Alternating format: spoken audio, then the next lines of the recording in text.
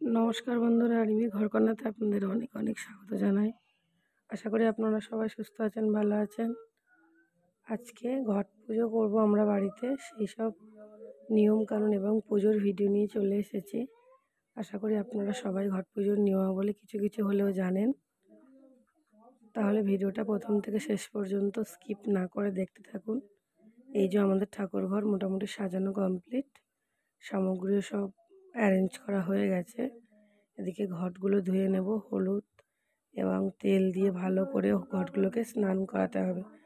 দিদিভাই হলুদটা ভালো করে করছে আর আমি এদিকে কাজ করছি, তার ফাঁকে ভিডিও চলছে। 6টা ঘট, দিদিভাইয়ের জন্য 3টে আর আমার জন্য 3টে। এবার পরপর কিভাবে পুজোটা করছি আমরা, আপনারা অবশ্যই ভিডিওটা দেখুন, বুঝতে পারবেন।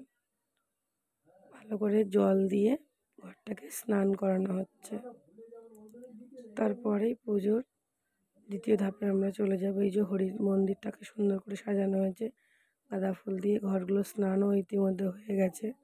দেখুন ঘট আমরা সাজিয়ে কমপ্লিট করে ফেলেছি। এই যে এটা আমার, এটা দিদিভাই। 3টে দুজনের 6টা ঘট। আর এই যে আমাদের ঠাকুর ঘর মন্দির। সবাই বুঝতে পারছেন, এর মধ্যে হিমচে, কলমি, বকফুল, সর্ষের ফুল, মূলোর ফুল, বিভিন্ন রকমের সামগ্রী রয়েছে। উড়ি ধান, ধানের শীষ দেখে তো বুঝতেই পারছেন।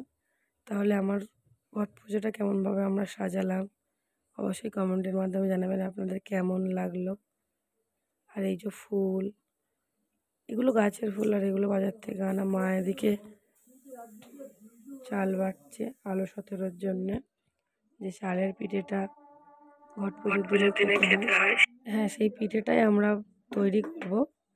দুদিকে দুজনের জন্য করা হচ্ছে, ওদিকে 17টা এদিকে 17টা। প্রথমে চাল বাটা দেব, তারপরে এই যে দেখুন ঠাকুরের বাটা সারা হয়ে গেছে, সব কিছু সাজানো। ঘরোয়া 3-4 রকম ফল দিয়ে করা হয়েছে।